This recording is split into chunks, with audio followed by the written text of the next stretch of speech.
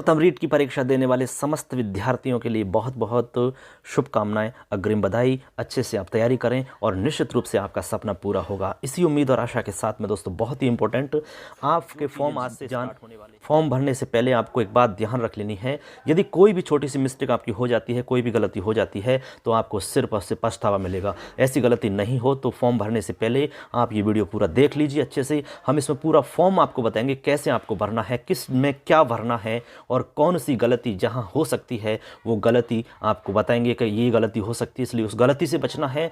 कोई भी गलती यदि होती है तो आपको पता है बड़ी बाद मुश्किल आपके लिए हो सकती है। दोस्तों, ऐसी गलती नहीं करें। चलिए देखते हैं, हम एक एक बिंदु को इसमें हम बताएंगे आपको कि किस में आपको क्या भरना होगा। चलिए स्टार्ट करते हैं। जैसे कि आप सेकेंडरी एजुकेशन राजस्थान अजमेर, जो आपका रीट का एग्जाम 2021 का है, कृपया ऑनलाइन आवेदन करने से पूर्व इस आवेदन पत्र को भर करके जरूर देख लें, क्योंकि आपको पता है कि इस बार माध्यमिक शिक्षा बोर्ड की तरफ से ये गाइडलाइंस अलग से दी गई है, ये प्रपत्र उन्होंने अलग से दिया है, ये फॉर्म उन्होंने अलग से दिया है। क्यों? क्योंकि उनको पता है कि मिस्टेक हो सकती है, इसलिए उन्होंने कहा है कि भाई इसको आप पहले से भर के देख लीजिए, उसके बाद ही आप मेन जो ऑनलाइन फॉर्म अप्लाई करोगे उसको आप करना।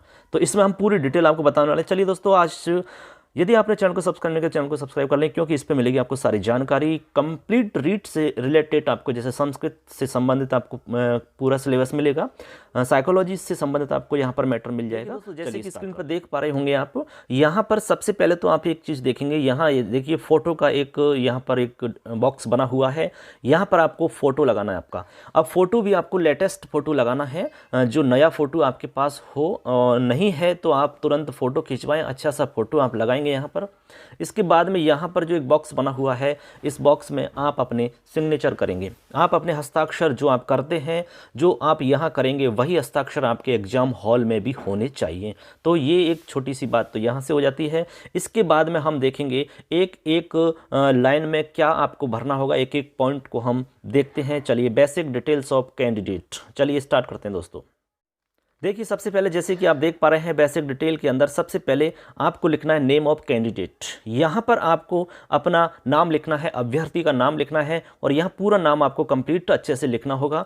तो ये ऑनलाइन जब करोगे आप, तब उसमें एकदम आपका जो नाम है आपके डॉक्यूमेंट्स में मैच कर, जो है आपके डॉक्यूमेंट्स के अनुसार आपको नाम लिखना होगा इसमें।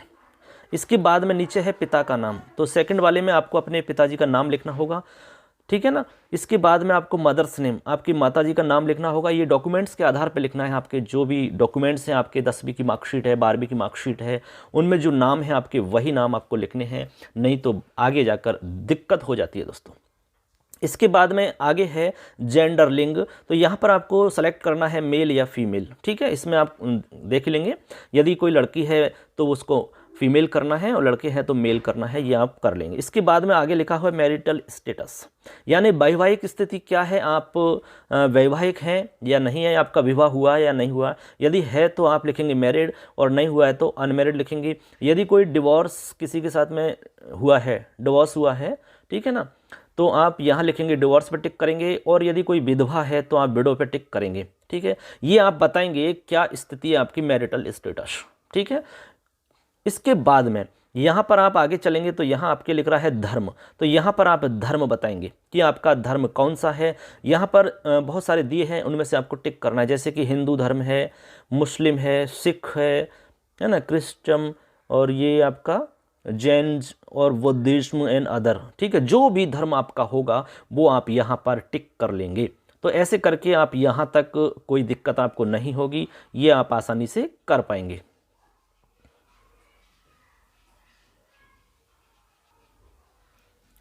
इसके बाद में आप देखेंगे आगे लिखा हुआ है हस्बैंड्स नेम, यहाँ देखेंगे हस्बैंड्स नेम लिख रहा है, यानी कि पति का नाम, ठीक है। अब यहाँ पर पति का नाम लिखना है, तो जैसे कि आपको पता है पति का नाम, जैसे कोई महिला है जिसकी शादी हो रखी है तो वो यहाँ पर पति का नाम लिखेंगे, और बाकी को लिखने की आवश्यकता नहीं है। जो शादीशुदा हैं उनको लिखना होगा पति का नाम, ठीक है ना। इसके बाद में आधार नंबर है, तो आधार नंबर में आपको अपना आधार नंबर लिखना है। यहाँ पर डेट ऑफ बर्थ में आपको अपनी डेट ऑफ बर्थ लिखनी है। डेट ऑफ बर्थ जैसे उसमें आपको मिलता है सिंटैक्स, उसी सिंटैक्स में आपको लिखना है। मान लीजिए पहले तारीख है तो तारीख ही पहले लिखी जाएगी, मंथ बीच में है तो बीच में लिखा जाएगा। जैसा सिंटैक्स उसमें बना हुआ है ऑनलाइन में, तो वो उसी के अकॉर्डिंग लिखना होता है। ये तो हो गई आपकी डिटेल। इसके बाद में आता है कॉरेस्पॉन्डेंस डिटेल्स, यानी कि पत्र व्यवहार का विवरण। आपका जो पत्र व्यवहार होगा, ठीक है, जैसे मान लो आपके पास ऑनलाइन बाय डाक के कोई भी सूचना आती है तो वो इस पते पर आएगी, तो इसमें आपका पूरा अच्छे से पता लिखा होना चाहिए। लेकिन इसमें आपको एक चीज़ ध्यान में रखनी है जो कि गलती यहाँ हो जाती है, ठीक है। बहुत सारे से गलती होती है, बहुत सारे ऑनलाइन फॉर्म्स के अंदर ये चीज़ें अप्लाई होती हैं। तो इसमें लिखा हुआ है साफ साफ @ है, हैश है, और जो सिंबल्स आपको यहाँ दिए गए हैं ये सिंबल्स, ये कह रहा है कि इन सिंबल्स का, आदि संकेतों का उपयोग नहीं करें। इन सिंबल्स का प्रयोग नहीं करना है, कॉमा डैश इत्यादि नहीं लगाना है अपने एड्रेस में कहीं भी। क्यों? यदि ऐसा आप करोगे तो आपका फॉर्म सबमिट होने में प्रॉब्लम आएगी, सबमिट नहीं होगा, एरर उसमें आएगा, ठीक है। तो ये आप पहले से ही ध्यान रख के चलें, आपको इन संकेतों का प्रयोग कहीं पर भी नहीं करना है। अब देखो यहाँ पर देखिए, सबसे पहले आ रहा है पता। यहाँ आप अपना एड्रेस लिखेंगे, जो भी आपका पता है, चाहे वो गांव में रहते हैं, पंचायत, जो भी आपका विलेज होगा, जो भी आप एड्रेस लिखते हैं जहाँ पर आपका पत्र व्यवहार होता है, जहाँ से भी डाक वगैरह आती है, वो पता आप लिखेंगे साफ सुथरा। इसके बाद में डाकघर आपका कहाँ लगता है वो बताना है। जो भी डाकघर आपका नज़दीक वाला होगा वो आपको बता देना है, कोई भी ज़िले की बात हो सकती है यहाँ पर। इसके बाद में आपको लिखना है राज्य, तो यहाँ पर अपना राज्य लिखेंगे, राजस्थान है तो राजस्थान लिखेंगे, जो भी है आपका राज्य रहेगा वो आप यहाँ पर राज्य दर्शाएंगे। इसके बाद में आपका उस राज्य के अंदर कौन सा ज़िला है, यहाँ पर आप डिस्ट्रिक्ट बताएंगे। जो ड्रॉप डाउन के अंदर आपके ज़िले रहेंगे उनमें से आपको सेलेक्ट करना है ज़िला। इसके बाद में उस ज़िले का पिन कोड आपको बताना है, ठीक है। तो पिन कोड आप बता देंगे यहाँ पर, जो भी आपका पिन कोड रहेगा। इसके बाद में ईमेल, आपका जो ईमेल आईडी है वो ईमेल आईडी आप यहाँ पर लिखेंगे दोस्तों, ठीक है। यदि आपका ईमेल आईडी नहीं बना है तो आप बनवा लीजिए, बना सकते हैं ईमेल आईडी, क्योंकि आपको पूरा फिल करें अच्छे से, जिसमें कोई दिक्कत नहीं हो, बाद में हमें पछताना पड़े, ऐसा काम हम नहीं करें। तो ईमेल आईडी नहीं है तो बना सकते हैं, कोई दिक्कत नहीं, फटाफट ईमेल आईडी बन जाती है, 2 मिनट लगती है, 5 मिनट में, 2-5 मिनट में ईमेल आईडी बना सकते हैं, ठीक है ना। इसके बाद में आप यहाँ पर अपना मोबाइल नंबर देंगे, जो बिल्कुल एक्टिव स्थिति में हो, बिल्कुल चालू रहता हो हमेशा। कोई भी मैसेज वगैरह आता है, कोई भी सूचना आती है तो मोबाइल पे आपके आ जाए। ऐसा नहीं कि मोबाइल में नेटवर्क नहीं आ रहा, आपका बंद रहता है, मोबाइल स्विच ऑफ हो जाता है। मोबाइल को थोड़ा अच्छी कंडीशन में रखो, जिससे चालू रहे, उसमें आपको सूचना मिलती रहे, ठीक है। आप किस अंदर बिलोंग करते हो, किस कैटेगरीज में आप आते हैं, किस कैटेगरी के अंदर आप आते हो, ठीक है ना। तो ये आप कैटेगरी दर्शाएंगे। जहाँ यहाँ पर आपको दिख रहा है जनरल में हो तो जनरल पे टिक कर देंगे, SC ST OBC MBC EWS, ठीक है। ये जनरल वाला जो अभी आर्थिक पिछड़ा उसमें जो बनाया गया है वो है, ठीक है। इसके बाद में एक नीचे और लिख रहा है अल्टरनेट मोबाइल नंबर, एक वैकल्पिक मोबाइल नंबर और आपको देना है। एक तो हो जाएगा मेन मोबाइल नंबर और एक हो जाएगा, मान लीजिए वो नहीं आपका सर्विस में है, एक्टिव नहीं है, बंद है, स्विच ऑफ है, कुछ भी ऐसी स्थिति होती है तो अल्टरनेटिव मोबाइल नंबर पर आपको सूचना मिल सकती है, ठीक। यहाँ तक कोई प्रॉब्लम आपके नहीं है। अब इसके बाद में हम आगे देखते हैं आगे क्या है। तो आगे देख पा रहे हैं बच्चों, यहाँ देखेंगे, यहाँ लिख रहा है आर यू एक्स सर्विसमैन, क्या आप भूतपूर्व सैनिक हो। यदि आप भूतपूर्व सैनिक हैं तो आपको यहाँ पर यस करना है, और नहीं है तो आपको नहीं करना है। उसके बाद में आपको कुछ डिटेल आगे भरनी होगी। नीचे देखिए, क्या आप दिव्यांग हैं, यदि हैं तो हाँ पे करना है, नहीं तो नहीं पे करना है। आगे लिख रहा है, फिर आपको ये दिखाना होगा कि आप ब्लाइंड या विजुअल हैंडीकैप्ड, लो विजन, इनमें से किस में आते हो, आपको वो कैटेगरी सेलेक्ट करनी होगी। यदि आप दिव्यांग हो तो उस कंडीशन में ये आपको टिक करना होगा, ये भरना होगा। यदि नहीं है तो आपको नहीं लिखना है, जो प्रॉब्लम ही नहीं है, ये सारी चीज़ें आपको भरनी ही नहीं होंगी, ये आपके सामने शो ही नहीं होंगी फिर, ठीक है ना। इसके बाद में अब आ रहा है बोनाफाइड रेजिडेंट स्टेटस, यानी कि आपका जो मूल निवास है उसका डिटेल आपको यहाँ पर बताना होगा, उसका स्टेटस यहाँ पर आपको दिखाना होगा। तो चलिए यहाँ पर हम देखते हैं। सबसे पहले आपसे पूछा जा रहा है आपकी राष्ट्रीयता क्या है। तो राष्ट्रीयता यदि भारत की है तो भारतीय है, और बाहर वाला तो कोई होगा नहीं इसमें, तो यहाँ पर आपका इंडियन हो जाएंगे, भारतीय राष्ट्रीयता। इसके बाद में क्या आप राजस्थान के मूल निवासी हैं। यदि आप राजस्थान के मूल निवासी हैं तो हाँ करना है, और नहीं है तो आपको नहीं पर क्लिक करना है। ये एकदम आसान सा है, आप इस पर टिक कर सकते हैं। इसके बाद में आप देखेंगे यहाँ पर लिख रहा है मूल निवास का राज्य। आप जिस राज्य से बिलोंग करते हैं, जो आपका मूल निवास है, जहाँ पर आप मूल रूप से रहते हैं, उस राज्य को आपको बताना है। इसके बाद में मूल निवास का जिला, आपका मूल निवास का जिला कौन सा है वो आपको बताना है। मान लीजिए राजस्थान के आप रहने वाले हो और आपका जिला करौली है, तो आपको करौली दिखाना है। तो या तो आप दिखाएंगे राजस्थान और इधर दिखाएंगे आप करौली। तो एक तरफ तो जैसे यहाँ तो हो जाएगा राजस्थान और इधर हो जाएगा आपका जिला करौली। ऐसे करके आप ये दिखा सकते हैं, ठीक है। अब इसके बाद में आगे देखते हैं आगे क्या लिख रहा है। आगे लिख रहा है do you belong to scheduled area. क्या आप, यहाँ देखेंगे विशेष ध्यान रखना, क्या आप अनुसूचित क्षेत्र से हैं? यदि हाँ एवं अनुसूचित जाति के हैं तो अपनी तहसील एवं गांव के नाम का उल्लेख करना है। यदि आपका जिला, तहसील व गांव अनुसूचित क्षेत्र से है तभी आप टीएसपी या शहरी श्रेणी से हैं। तो आपको बताना है कि आप क्या टीएसपी एरिया से हैं। यदि हैं तो आपको बताना है यस, और नहीं है तो नो करना है। यदि हैं तो इस स्थिति में आपको आगे बढ़ना होगा। ये क्या यस करेंगे तो यदि हाँ एवं अनुसूचित जनजाति के हैं तो आपको तहसील बतानी है, किस तहसील के हो और उस तहसील में गांव कौन सा है आपका, ये चीज़ आपको बतानी होंगी। अच्छा साफ सुथरा आपको ये काम समझना होगा, कोई भी मिस्टेक आपकी नहीं होनी चाहिए, क्योंकि ये परीक्षा का और नौकरी का मामला है दोस्तों। कोई भी गलती अपने से नहीं होनी चाहिए, बिल्कुल सावधानी से आपको काम करना है। इसको डेमो के रूप में एक बार अच्छे से देख लीजिए। कोई भी जो विद्यार्थी फॉर्म भरने जा रहा है तो एक बार इसको देख ले, उसके बाद में आराम से भरें। Best of luck for exam 2021। जरूर से ज़रूर आप पास होंगे और अपने सपने को पूरा करेंगे। आगे देखेंगे, आगे आपकी यहाँ पर डिटेल है, देखिए यहाँ लिखा हुआ है विवरण। अब इसमें विवरण देखें, यहाँ पर आपको क्या करना होगा। यहाँ पर देखिए आपसे पूछा जा रहा है exam centre division 1 and district 1, यानी परीक्षा केंद्र का संभाग और जिला पूछा जा रहा है आपसे। यानी आप किस संभाग में परीक्षा केंद्र लेना चाहते हैं और आप किस जिले में लेना चाहते हैं, ठीक है। एक तो ये चीज़, दूसरा एक तो ये हो गया फर्स्ट। दूसरा आपसे इधर लिखना है exam centre division 1 and district 2, यानी परीक्षा केंद्र संभाग 1 और जिला 2। मतलब कहने का है कि यहाँ पर आप एक जिला यहाँ सेलेक्ट कर सकते हैं और एक जिला यहाँ सेलेक्ट कर सकते हैं। इसके अलावा देखो आगे, मतलब जैसे एक संभाग आपने लिया, जैसे कि मान लो कि आपने भरतपुर संभाग लिया, ठीक है। एक बार समझ लो, आप भरतपुर संभाग ले लिया। अब भरतपुर संभाग के अंदर आपको जिला लेना है, ठीक। मान लीजिए आपने करौली जिला ले लिया, ठीक है। तो एक नंबर पे तो करौली जिला आपका हो जाता है, ठीक है। यहाँ तो आपने जिला करौली भर दिया और आपने संभाग भर दिया भरतपुर, ठीक। अब इधर चलो आप सेकंड में यहाँ देखिए आप, तो यहाँ संभाग तो वही रहेगा आपका। संभाग एक हमने ले लिया भरतपुर संभाग। अब उसी भरतपुर संभाग के अंदर आपको दूसरा जिला सेलेक्ट करना है। तो दूसरा जिला, जैसे मान लीजिए कि आपने भरतपुर सेलेक्ट किया तो दूसरा जिला आपको सेलेक्ट करना है यहाँ पर। ऐसे ही आप दूसरा फिर संभाग लेंगे, यानी कि आप 2 संभाग चयन कर सकते हैं। और टोटल यदि जिलों की बात करें तो आप 4 जिले सेलेक्ट कर सकते हो और 2 संभाग सेलेक्ट कर सकते हो। तो यहाँ पर दूसरा संभाग का ऑप्शन आपके सामने आएगा। जैसे कि आप जयपुर संभाग ले लेते हैं तो यहाँ पर जयपुर संभाग का ऑप्शन आएगा और जयपुर संभाग के अंदर आपका जो भी जिला होगा उस जिले को आप यहाँ पर भर सकते हैं परीक्षा केंद्र के लिए।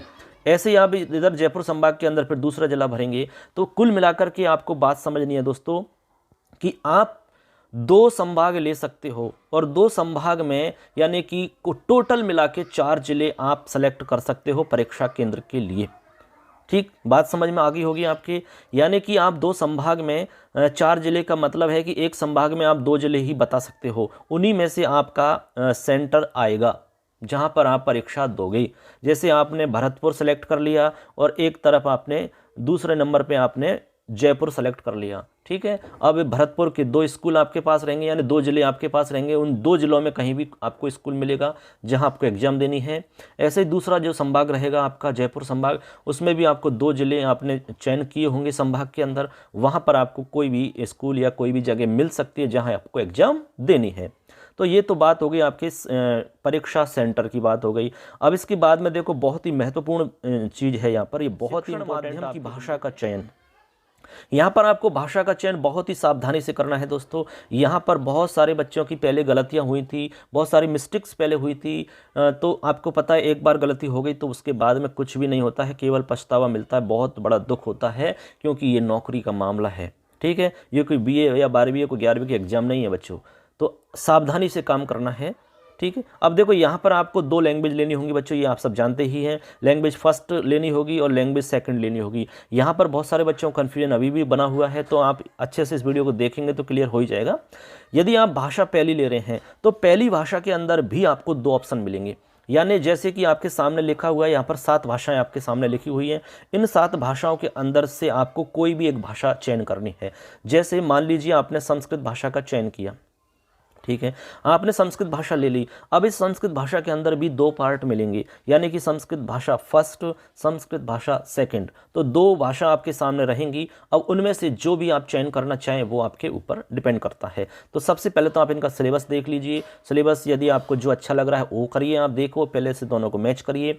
ऐसे ही आप दूसरी भाषा का चयन करेंगे तो दूसरी भाषा के लिए भी आपके सामने वही 7 भाषाएं मिलेंगी, उनमें से आपको एक का चयन करना है। जैसे मान लीजिए आपने इधर हिंदी ले ली, किसी ने अंग्रेजी ले ली, किसी ने उर्दू ले ली, किसी ने सिंधी, पंजाबी, गुजराती, जो भी आपकी भाषा रहेगी, जो भी आप लेना चाहें वो ले सकते हो। तो कुल मिला के आपको 2 भाषाओं का चयन करना है, सावधानी से करना है। फर्स्ट में कौन सी भाषा रखोगे आप, इसके लिए पहले आप सिलेबस देखो अच्छे से। भाषा फर्स्ट में आप कौन सी भाषा रख रहे हो, उसका सिलेबस कैसा है, दूसरी भाषा रख रहे हो उसका सिलेबस कैसा है, ये आप अच्छे से देख लीजिए, फिर ही चयन करना है, ठीक है। और डिटेल आपको हमारे चैनल पे मिलती रहेगी दोस्तों। जो भी इंपॉर्टेंट जानकारी रहेगी, जो भी नोट्स वगैरह होंगे, जो भी आपको महत्वपूर्ण चीज़ें रहेंगी, सारी कुछ आपको जानकारी हम देते रहेंगे। बस चैनल को सब्सक्राइब कर लीजिए, अपने दोस्तों को शेयर करिए। चलिए दोस्तों, आगे है केवल स्तर, द्वितीय अथवा दोनों स्तर के लिए। यहाँ पर आप देखेंगे एरिया ऑफ द स्पेशलाइजेशन, यानी क्षेत्र, यहाँ पर आगे देखते हैं। अब इसके बाद में हम देख पा रहे हैं केवल स्तर, द्वितीय अथवा दोनों स्तर हेतु। तो यहाँ पर देखिए, यहाँ लिख रहा है विशेष रूप से द्वितीय स्तर के जो विद्यार्थी हैं, L2 के जो विद्यार्थी होंगे, उनके लिए यहाँ पर ये ऑप्शन मिलेगा क्या, मैथमेटिक्स एंड साइंस, यहाँ एक ऑप्शन है। दूसरा है सोशल स्टडीज़, यानी कि इनमें से एक का चयन करना है। या तो आप साइंस मैथ लेंगे या फिर आप सोशल स्टडीज़ लेंगे, कोई भी आप लेंगे तो ये आपका 60 नंबर का मैटर होगा। इनमें से आपको चयन करना है। जो सोशल स्टडीज़ के विद्यार्थी हैं वो सोशल स्टडीज़ पे टिक करेंगे, और जो नहीं है, जो मैथ साइंस वाले हैं, वो मैथ साइंस में भरेंगे। ऐसे करके आपको यहाँ स्पष्ट हो गया। अब देखते हैं आगे। अब देखो बच्चों, आगे हम देखते हैं, आगे लिखा हुआ है previous RTET REET details if any, यदि कोई है, यानी कि इससे पहले आपने यदि कोई एग्ज़ाम दी है आरटेट की या रीट की, तो उसकी डिटेल आपको यहाँ पर देनी होगी। बात क्लियर। ये कह रहा है did you appear in the REET 2017, क्या आपने रीट 2017 की परीक्षा दी, यदि दी तो आप रोल नंबर बताएंगे यहाँ पर। और एलिजिबिलिटी नॉट एलिजिबल, आप एलिजिबल हुए अथवा नहीं हुए यहाँ बताना है, यानी कि आप पास हुए अथवा नहीं हुए यहाँ पर आपको बताना होगा। इसमें आगे चलते हैं। आगे आपको एकेडमिक क्वालिफिकेशंस हैं, यानी कि आपकी जो शैक्षिक योग्यताएं हैं, उन शैक्षिक योग्यताओं को बड़ी सावधानी से भरना है, कोई भी गलती नहीं करना है। जो आपसे पूछा जा रहा है वो का वही भरना है। सबसे पहले आपको सेकेंडरी यानी कि 10वीं कक्षा के बारे में बताना है कि यहाँ सबसे पहले हो गया सेकेंडरी, अब कौन सी वर्ष में आपने पास की यहाँ बताना है, कौन से बोर्ड से की है, राजस्थान माध्यमिक शिक्षा बोर्ड है तो यहाँ लिखना है, और कोई बोर्ड है आपने यूपी बोर्ड है, एमपी बोर्ड है, जो भी है वो आपको यहाँ बोर्ड का नाम लिखना है। इसके बाद में पूर्णांक आपके कितने थे, जैसे कि आपके 600 के पूर्णांक थे, ठीक है, यहाँ लिख देंगे पूर्णांक, यानी टोटल कितना नंबर का पेपर आपके सारे मिला के थे, तो 600 का पूर्णांक होता है कंप्लीट। इसके बाद में कितने नंबर आपने प्राप्त करे 600 में से, जैसे मान लो 600 में से किसी ने 300 नंबर प्राप्त करे तो प्रतिशत कितनी निकली, तो सिंपल सा है, प्रतिशत निकाल लेंगे, 50% निकली तो 50% आपको लिख देना है। ऐसे ही उच्च माध्यमिक यानी कि 12वीं कक्षा आपने कौन से वर्ष में पास की, बोर्ड कौन से बोर्ड से पास की, किस संकाय में थे आप, कला वर्ग में थे या साइंस में थे, कौन सा आपका मतलब वो संकाय था। इसके बाद में पूर्णांक कितना था, प्राप्तांक कितने थे और प्रतिशत कितने बने आपके। इसके बाद में स्नातक यानी बीए का बताना है। ऐसा ही कौन से विश्वविद्यालय से आप पढ़े थे, कौन सी संकाय थी, आर्ट्स या साइंस जो भी थी, पूर्णांक कितने थे, प्राप्तांक और प्रतिशत आपकी कितनी बनी। ऐसे ही आपको एमए का बताना है। ये सारी चीज़ डिटेल आपको भरनी है। ये आपकी शैक्षिक योग्यताएं जो है वो एकेडमिक योग्यता है दोस्तों। कौन सी है, एकेडमिक आपकी योग्यता है, तो इनको आपको अच्छे से क्लियर बताना है। देखेंगे दोस्तों यहाँ पर प्रशैक्षिक योग्यताएं, अब यहाँ पर आप जो देख पा रहे हैं, यहाँ पर है आपकी प्रोफेशनल जो क्वालिफिकेशंस हैं, आपकी प्रशैक्षिक योग्यताएं हैं, वो आपको दिखानी है। तो 2 ही प्रकार की मोस्टली हो सकती हैं। कुछ विद्यार्थी बीएसटीसी वाले हो सकते हैं और कुछ विद्यार्थी आपके बीएड वाले हो सकते हैं। तो बीएसटीसी वाले आपके बीएसटीसी वाले में भरेंगे और बीएड वाले आपके बीएड वाले में भरेंगे। तो यहाँ पर जैसे मान लीजिए कि बीएसटीसी वाले हैं या समकक्ष में कोई और डिग्री प्राप्त की है, तो यहाँ पर आप वर्ष लिखेंगे किस वर्ष में आपने प्राप्त की है। इसके बाद में बोर्ड का नाम लिखेंगे किस बोर्ड से की है। इसके बाद में यहाँ प्राप्तांक पूर्णांक कितने थे, टोटल मिला के 1000 थे या 900 थे या 800 थे वो लिखेंगे। आपने कितने प्राप्त किए उनमें से और कितने प्रतिशत आपके अंक प्राप्त हुए वो आपको बताना है। ऐसे ही बीएड वालों की बात है तो आपने किस वर्ष में बीएड करी है, किस विश्वविद्यालय से की है उसका नाम लिखना है, यहाँ पर संकाय लिखनी है किस संकाय से की है, पूर्णांक कितने का था, प्राप्तांक कितने हुए आपके, प्रतिशत आपने कितने प्राप्त किए, ये सारी डिटेल आपको बहुत ही सावधानी से लिखनी है। इसके बाद में लास्ट बिंदु है पहचान का शारीरिक चिन्ह, यानी कि बॉडी आइडेंटिटी मार्क। आपके शरीर पे कोई भी चिन्ह है, कट का निशान, कोई भी तिल का निशान, जो भी रहेगा वो आप यहाँ पर लिख देंगे। तो ऐसे करके दोस्तों ये जो फॉर्म है ये ऑनलाइन फॉर्म आपको ऐसा का ऐसा मिलने वाला है। ये का यही फॉर्म आपके सामने होगा। तो ये आपको हमने एक एक चीज़ बताई, ये इसलिए बताइए दोस्तों कि आप गलती नहीं करें, क्योंकि ये बहुत ही सावधानी का काम है, नौकरी का सवाल है, इसलिए सावधानी पूर्वक अपने फॉर्म को अच्छे से अप्लाई करें। Best of luck for exam 2021 REET के एग्जाम के लिए अग्रिम शुभकामनाएं। आपका सपना, जो शिक्षक बनने का सपना आपने बुना है, वो निश्चित रूप से पूरा हो, इसी उम्मीद और आशा में इतना ही पर्याप्त है दोस्तों। बेस्ट ऑफ लक, पुनः अग्रिम शुभकामनाएं देते हैं। निश्चित रूप से आप अपने एग्जाम में सफल होंगे। तो अंत में आपसे यही कहना चाहेंगे कि हर मुश्किल कल का हल होगा, आज नहीं तो कल होगा, और विश्वास है अपने श्रम पर तो मरुस्थल में भी जल होगा, मरुस्थल में भी जल होगा। दोस्तों और भी इम्पोर्टेंट जानकारी के लिए संस्कृत से संबंधित जो भी मैटर है, बहुत ही अच्छे से मैटर आपको मिलेगा, उसको प्राप्त करने के लिए, इसके अलावा जो भी शिक्षण विद्या हिंदी और संस्कृत की है उससे संबंधित जानकारी के लिए और साइकोलॉजी संबंधित मैटर के लिए आप हमारे चैनल को जुड़ सकते हैं। फटाफट चैनल को सब्सक्राइब कर लीजिए और अपने दोस्तों को शेयर करें। चलिए दोस्तों, मिलते हैं फिर आगे। कोई भी आपका सवाल है रीट से संबंधित, फॉर्म से संबंधित, किसी भी प्रकार का आपका प्रश्न है तो आप हमें कमेंट बॉक्स में जाकर के कमेंट करिए, सवाल अपना टाइप करिए, जरूर आपको उत्तर देंगे। निश्चित आपकी समस्या का समाधान होगा। दोस्तों चलिए मिलेंगे फिर आपको एक अगली जानकारी के साथ में। जय हिंद, जय तु भारतम, जय तु संस्कृत।